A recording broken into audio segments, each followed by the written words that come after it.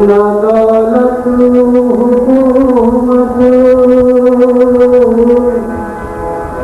बड़ी चीज है।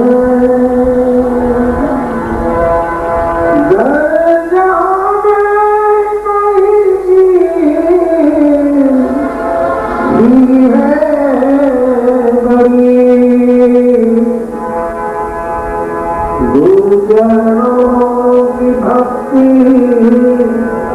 बड़ी चीज है।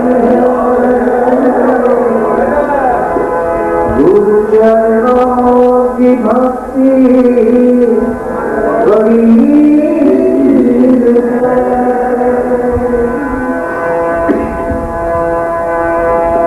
लाख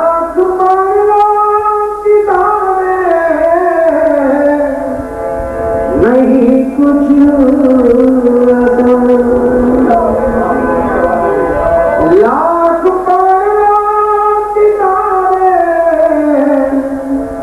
नहीं कुछ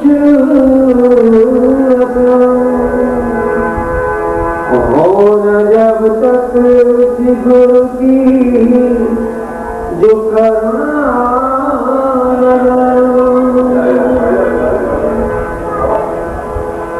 हम चाहे कितने नए शास्त्रों का अध्ययन करें, एक टोका रटक की तरह हम उनके श्लोकों को, वेदों की ऋचाओं को कंठस्थ तो कर सकते हैं, लेकिन उनके शब्दों का मन, वो शब्द सार क्या है। जब कोई अनुभवी सद्गुरु अपनी कृपा करता है तो शब्द अपने आप अपना ध्येय प्रकट करने लगते हैं, वरना तो केवल तोता रटन वाली बात हो जाती है। अच्छे अच्छे श्लोक बोल लेते हैं, क्योंकि व्याख्या भी कर लेते हैं, लेकिन शब्द का सार क्या है उससे हम अनभिज्ञ ही रहते हैं। लाख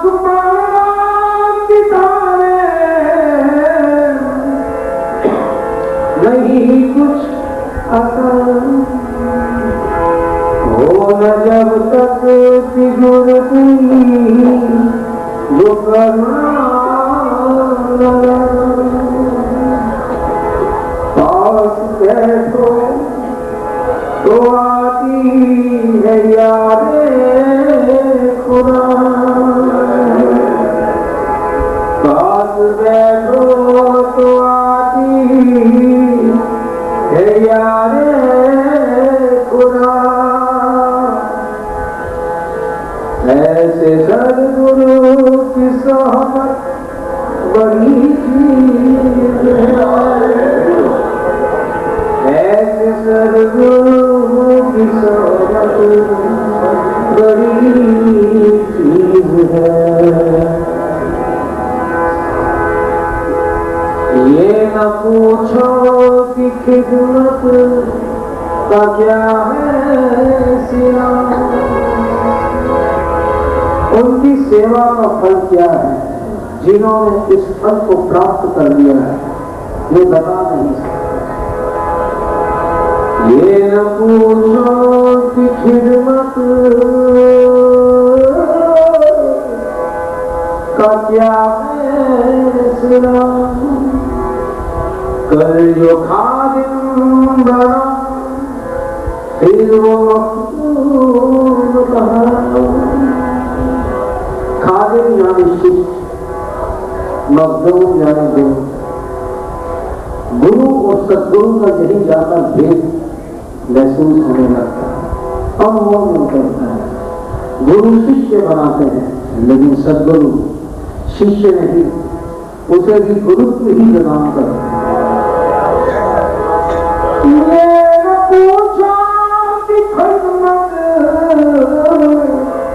का क्या है सिला, कल जो खादिम बना फिर वो मखदूम। इसको और भी स्पष्ट भाषा में कहूँ, लोहे के 3 भेद, एक बिल्कुल उसकी प्रारंभिक अवस्था, एक उसे और तपाकर उसे फौलाद बनाना, और एक वही लोहा जब पारस के स्पर्श में आना है तो सोना बन जाए। पारस यानी गुरु, गुरु के स्पर्श, उसके सानिध्य, उनके सानिध्य में आने के बाद हम पहले तारण्य की अवस्था में जैसे भी रहे, कुछ लोग अपनी ही साधना, उपासना, स्वाध्याय, निधिध्यासन, श्रवण, मनन जिसके भी द्वारा वे औलाद बन जाते हैं। यानी वो चीज, वो लोहा क्या उसमें जल्दी से जंग नहीं लग सकता, लेकिन जैसे गुरु के पास आता है यही लोहा, तो पारस क्या करता है, लोहे को सोना बना देता है। का क्या है सिरा कर जो खादिम बना फिर मखदूम रंग लाती है एक न एक दिन जरूर, ऐसे सद्गुरु की सेवा बड़ी चीज है। रंग लाती है एक न एक दिन जरूर, ऐसे सद्गुरु की सेवा बड़ी चीज है। ऐसे सद्गुरु की सेवा बड़ी चीज है। ना तो इज्जत न शोहरत बड़ी चीज है, न दौलत हुकूमत बड़ी चीज है। दरिया में कोई ही है बड़ी, गुरु चरणों की भक्ति बड़ी चीज है। गुरु चरणों की भक्ति बड़ी चीज है। मेरे सद्गुरु तेरी नौकरी सबसे बढ़िया है, सबसे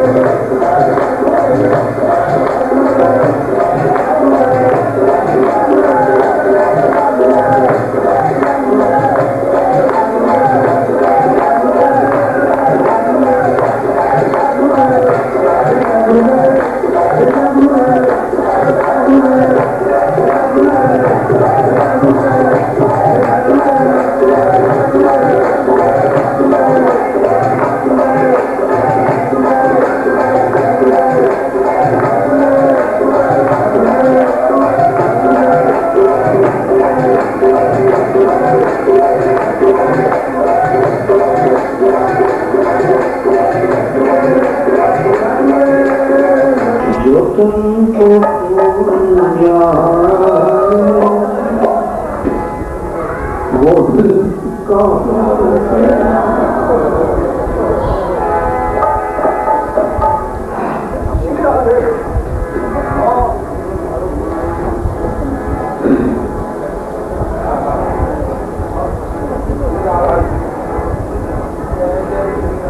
जो तुमको भूल गया वो दिल कहाँ से लाए जो तुमको भूल गया वो दिल कहाँ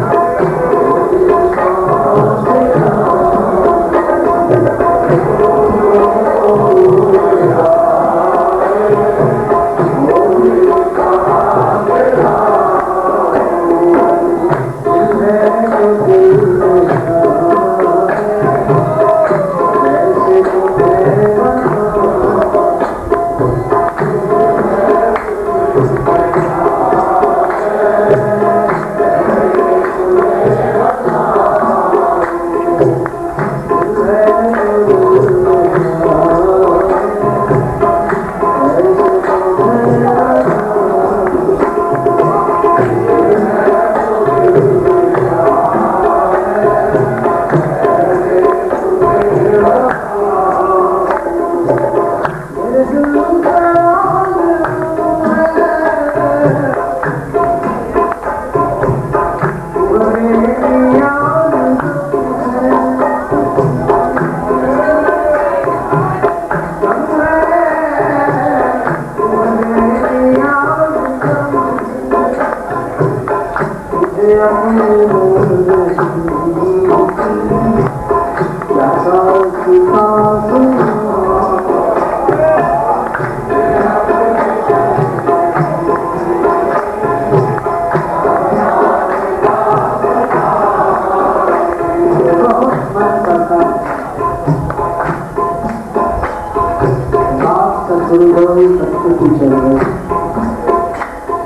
कितना समय व्यतीत हो ना जाने क्यों इतनी जल्दी छोड़कर चले।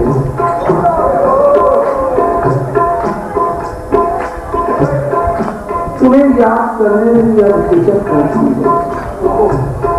क्यों? नित्य लीला प्रविष्ट जो होगी कहीं में याद करो तो तुम्हारी अनंत करुणा मेरे पास आने के लिए तुम्हें साथ चला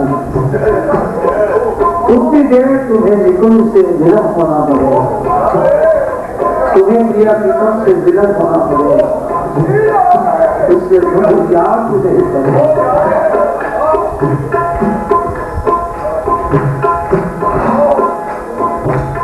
तुम्हें तो दिल में क्या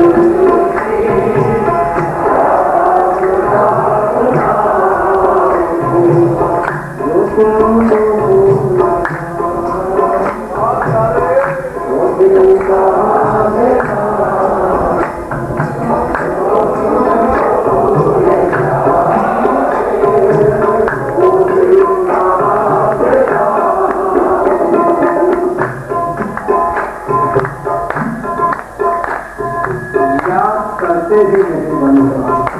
क्यों? कहीं तुम्हें ठाकुर सतनारायण का वियोग न मिल गया उतने समय, और तुम्हारी अनंत करुणा जो तुमने बरसाई वो भी भुलाई नहीं भूली। अपनी ही जिंदगी का एक अनुभव, सत्य अनुभव न जाने क्यों आज बताने का मन कर रहा।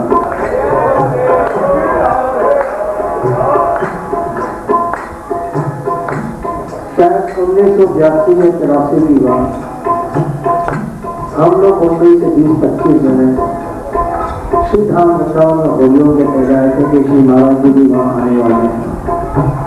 ये आएगी, हम लोग फिर वहीं से 20-25 जने और मिलकर 50 जनों की बस करते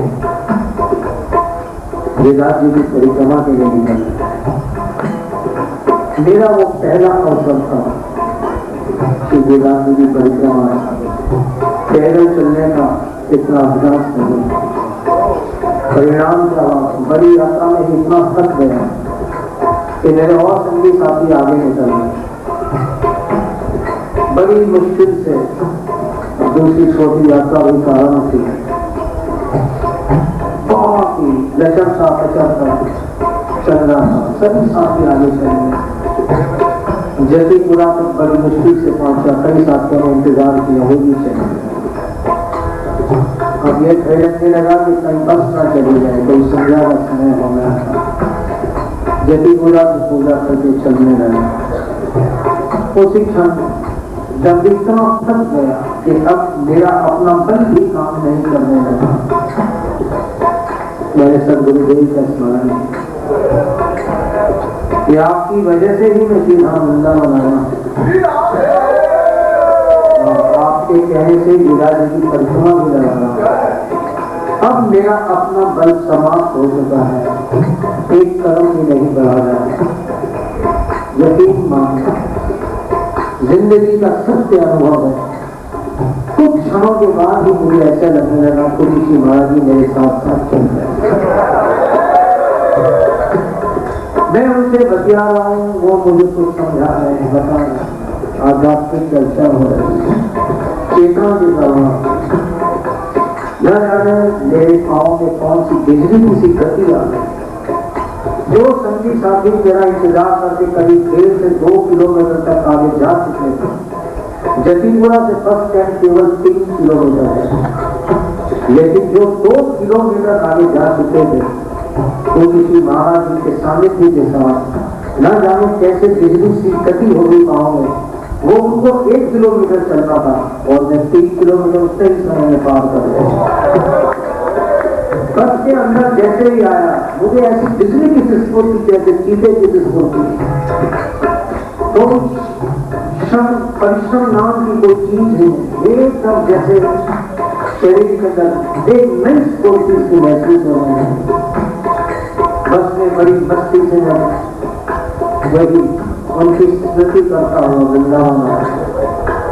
तो श्री महाराज जी विराजमान है। मैं आया, सबसे पहले बस से थककर मैंने जाकर उनका चरण स्पर्श किया। प्राय मेरी पीठ के ऊपर एक मुक्का सामान करें, आप मानो या ना मानो, लेकिन वो मुक्का मारते ही उन्होंने क्या कहा, ये शायद मैं कभी जिंदगी भर नहीं किया। मुक्का मारते ही कहा उन्होंने, बस आज तो पूरे मुझे बहुत थका दिया।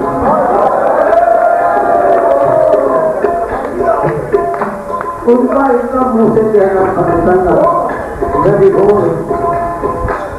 यकीन मानना वही बात। मुझे चलने का भ्रम हो रहा था, लेकिन थकान उनको वृंदावन में कैसे हो गई। इसका मतलब क्या, मेरा भौतिक शरीर चलता हुआ दिख रहा था, लेकिन जैसे वो अपनी गोद में लेके मुझे दौड़ रहे थे कि मेरे होते हुए तू पीछे कैसे रह सकता।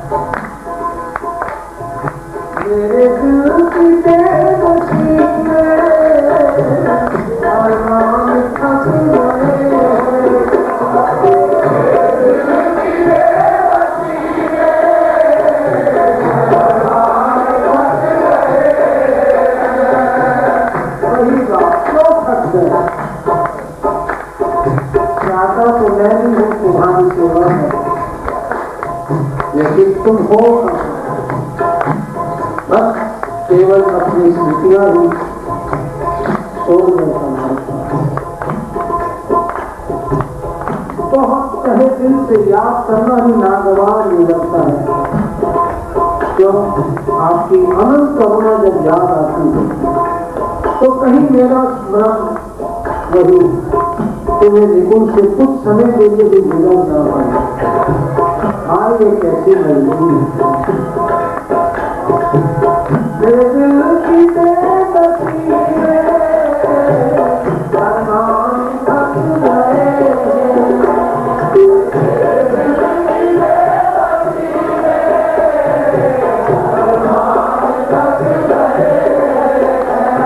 कैसी मजबूरी, भुलाए भूलते नहीं और याद करने की तीव्र चेष्टा भी नहीं कर पाए।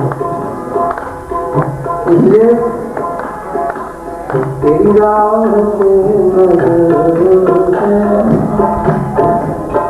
जो मार्ग तुमने मेरे लिए निर्देशित किया, बस उनसे चलने का प्रयास कर रहा हूँ। सामर्थ्य नहीं है। तेरी राह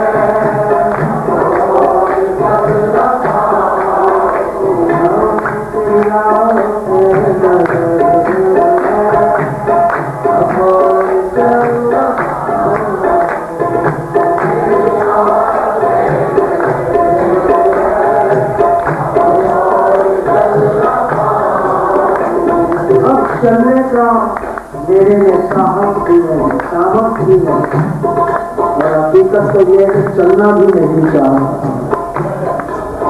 तो एक ही बार आपने चलकर ये एहसास नहीं, अनुभव करा दिया कि बावले जो भ्रम में पड़ा हुआ, तो संशय में पड़ा हुआ, मेरा काम मैं अपने आप करवा दूंगा। इसलिए अब दोबारा चलने का सामर्थ्य भी नहीं, साहस भी नहीं और प्रयास भी नहीं, लेकिन फिर भी मंजिल यदि नजदीक काफी प्रतीत होती है, एकमात्र वो तुम ही हो, जो राह भी तुम हो, मेरी मंजिल भी तुम हो।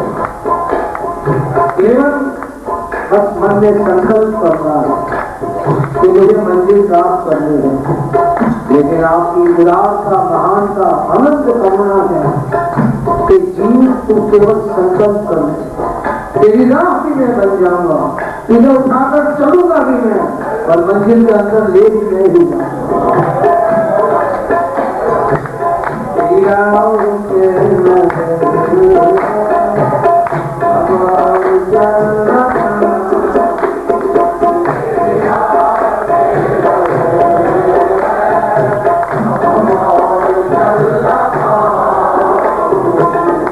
वही बात, कुछ कहने का मन तो नहीं कर रहा, लेकिन जिंदगी के कुछ रात खोलने को आज जी नहीं कर रहा। पहले कुछ साधना उपासना करता भी था, जिन ढंग से ये शीघ्रात की परिक्रमा वाला मामला अनुभव में आ गया, मन ही मन में अनुभव हो गया कि कुछ चल भी क्यों रहा। तू जब भी एक सूक्ष्म अहंकार मन में आ गया, जिस गुरु ने वहां जाते मुक्का मारते साथ तुम्हें बहुत बता दिया। जब सांसारिक उस परिक्रमा को, यानी भौतिक जो परिक्रमा उसे भी पूरा करने में उन्होंने अपना सूक्ष्म शरीर लगा दिया, तो तुम्हें आध्यात्मिक राह पर चलने की जरूरत है। जिस दिन से ये भावना मन में घर करती है, मुझे सब जानते हैं जो मेरे ज्यादा नजदीक में कोई साधना उपासना व्रत संयम नियम कुछ है ही नहीं, लेकिन फिर भी यदि कोई बात है एकमात्र सब गुरु की कृपा।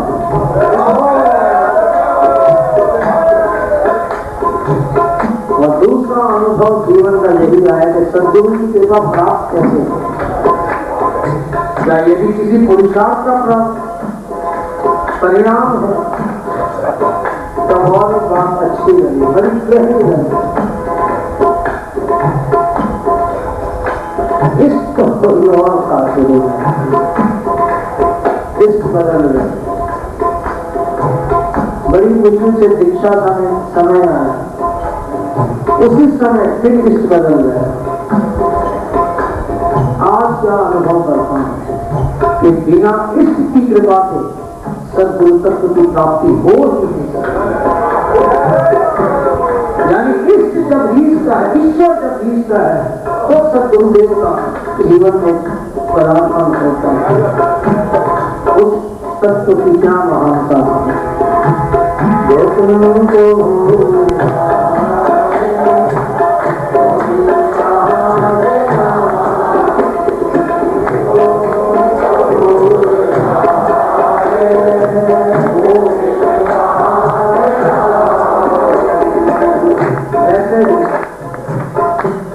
गुरु और सद्गुरु की बात चल रही है। 3 तरह की दीक्षाएं बोली गई, जो बड़े ऊंचे महापुरुष पहुंचे उनके अनुभव की और अपने जीवन के अनुभव की भी बात कर रहा है। तो जब दोनों के अनुभव मिलते हैं तो बात कुछ और भी ज्यादा मजबूत हो जाती है। एक होता है शिक्षा गुरु, एक होता है दीक्षा गुरु और एक होता है दीक्षा गुरु। शिक्षा गुरु कौन? सबसे पहले बचपन में माँ बाप ही हमारे गुरु, जो हमें चलने फिरने उठने बैठने हर तरह की शिक्षा देते हैं। स्कूल में आए तो क्लास का टीचर भी हमारा गुरु है, और बड़े कहीं भी गए जिसने कुछ भी सिखाया वो शिक्षा गुरु, कुछ न कुछ शिक्षा है। बहुत अच्छा। पहली बात, लोहे से हम औलाद बन गए, शिक्षा ग्रहण करके। दूसरी बात, दीक्षा मन में आया कि अध्यात्म में भी हमारी उन्नति हो। गुरु सद्गुरु को बिना जाने ही हम प्राय या किसी से आकर्षित होकर, किसी की ज्यादा प्रतिष्ठा सुनकर, किसी न किसी प्रकार से दीक्षा लेने की चेष्टा करते हैं। ये होगी मंत्र दीक्षा। इसके अंदर गुरु क्या करता है? दीक्षा दे देता है कि इतने जप करो तो तुम्हारा मंत्र सिद्ध होगा, और मंत्र सिद्ध होने के बाद तुम्हें अपने अदृष्ट की प्राप्ति होगी। जैसा तुम चाहते हो तुम्हें मिल जाएगा। उसमें मंत्र को सिद्ध करना होता है। मंत्र सिद्धि में जब साधक लग जाता है तो मानो वो सोना बनता जाता है, लेकिन बात पूरी बनी नहीं। यहाँ हमें पुरुषार्थ करना है, प्रयास करना है उस मंत्र को सिद्ध करने का। ये काम किसका? दीक्षा गुरु का। एक और होता है दीक्षा गुरु। जैसे कोई दीक्षा मांगने को जाए, आटा सीरा दे दिया तो ले जाओ, पकाओ और खाओ। वही मंत्र दीक्षा क्या है? कच्ची सामग्री, तो इसको पहले पकाओ और फिर खाओ। लेकिन कई दीक्षा ऐसे देते हैं जो बिल्कुल पका पकाया, 56 भोग का भोग रहा है, भैया आज तुम आ गए हो, तुम भी आ गए। ये काम है दीक्षा भोग। फिर मंत्र सिद्ध तुम्हें करना नहीं है, मंत्र सिद्ध करके ही दे दिया। जाओ बस, जब तुम्हारे मन में आए इसका जो फल का रस मिलेगा। देखो मंत्र सिद्धि क्या होती है कहना नहीं चाहता, शायद ही कोई तो जानता हो, तो किसी के मंत्र सिद्ध होते ही सब साधना में लगे हुए हैं। जैसे मंत्र सिद्धि होती क्या है यही जानते, सब साधना में लगे हुए, तो साधना पूरी हुई ही नहीं। लेकिन दीक्षा गुरु साधना से भी उठा देता है। ये क्या है? ईश्वर की अनंत करुणा। सद्गुरु का किशोरी जी की अनंत अनंत करुणा जब बरसती है, वही करुणा वही कृपा सदगुरु का मांग में विद्या बनकर हमारे जीवन में आ जाती है। क्या तुम्हें कुछ करना शेष नहीं, जो भी करने से छोड़ दो, तो अब जो भी कर रहे कृपा कर रहे।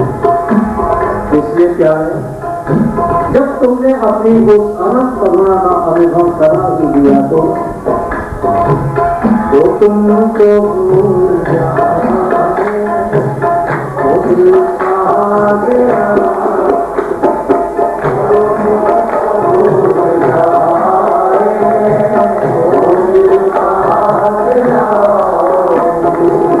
दिल है तो दिल को कैसे तुम्हें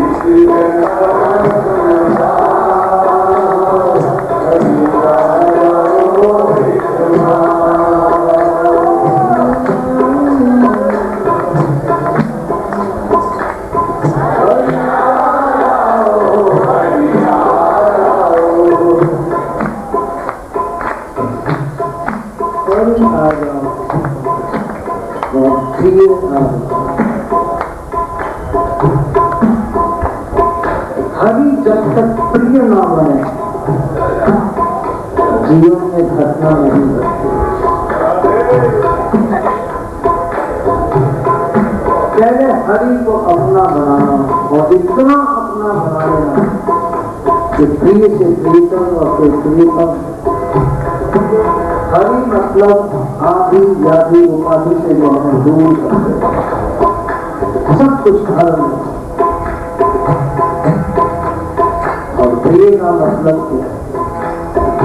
बिल्कुल जो रस से शुद्ध तब इस स्वरूप जिसे देखकर आंखों को तृप्ति मिले, जिसे सुनकर कानों को तृप्ति मिले, जिसे छूकर त्वचा को तृप्ति मिले, जिसके सानिध्य से, जिसकी सुगंध से नासिका को तृप्ति मिले, और भी बड़ी बात जिसके स्मरण मात्र से हृदय तृप्त हो जाए वो प्रिय। तो जो सब कुछ हरने वाला हरि है केवल हरि रहेगा। मानना बहुत अच्छी बात, लेकिन और भी बढ़िया बात है कि प्यारे तेरे सब कुछ हर लिया, बड़ी कृपा कर, लेकिन अब तो मेरे इतने तृप्ति जितनी भी मेरी इंद्रियां उनकी तृप्ति एकमात्र तुमसे ही हो तो और भी बात बन जाती है, वही हरि पर प्रिय बन जाता है। इसलिए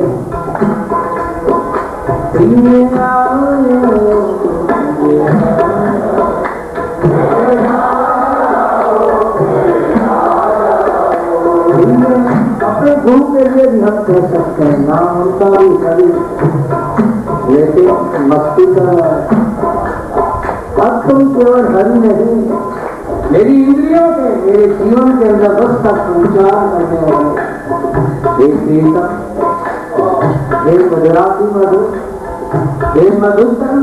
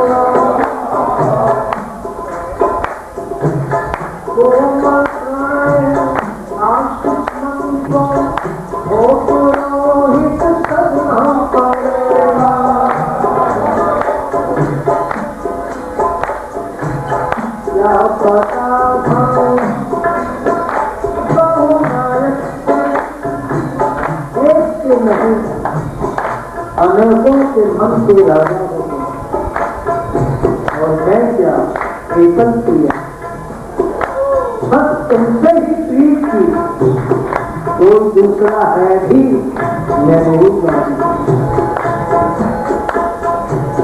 क्या पता कहो नायक करना पड़ेगा, कोमल का आशिक मन को रोहित करना पड़ेगा। जो चाहूंगी तो बसता लगाती, आहों की अश्कों की दौलत लुटाती,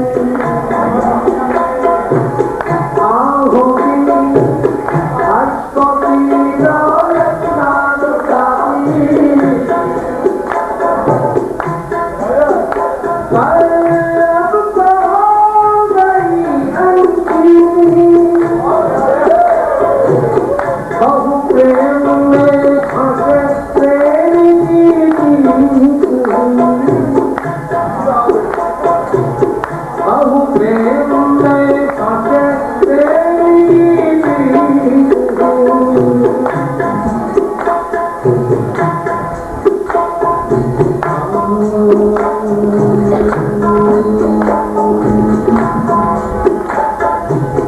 प्राण तुमने जीवन अभिशाप है, ये एकाकी ये वैकुंठपूर्ण जीवन क्या है, क्या है?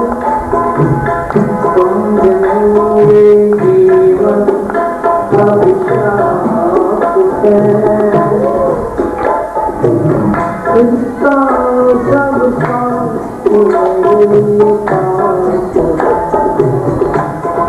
तुम्हारे बिना प्यारे, जैसे विधवा के शरीर पर भस्म को हो, आभूषण भी भले वो धारण कर ले, लेकिन यदि मांग में सिंदूर नहीं है तो ये श्रृंगार कितना अधूरा, कितना फीका लगता है। ऐसे तुम्हारे बिना के सांसारिक पदार्थों की उपलब्धियां प्यारे जीवन जगत का संसार नहीं कुछ भी होती मेरे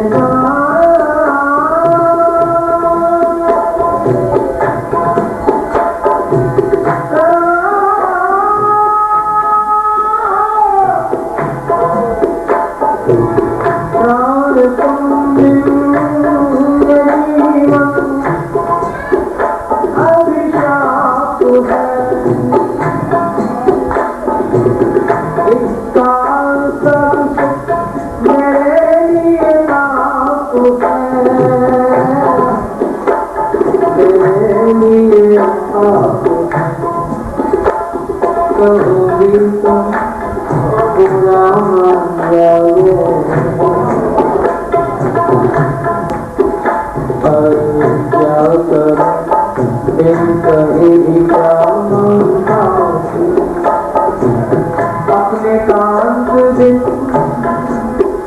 कुछ अच्छा नहीं लगता, हरि को जीवन जीवन नहीं लगता, अपने कांत दिन कुछ अच्छा नहीं लगता, हरि को जीवन जीवन नहीं लगता। दया करे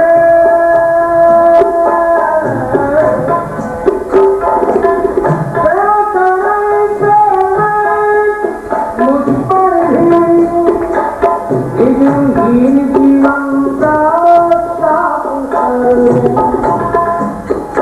मेरे मधु ओ मेरे मधु, मेरे मधुर कला भी भाषे आप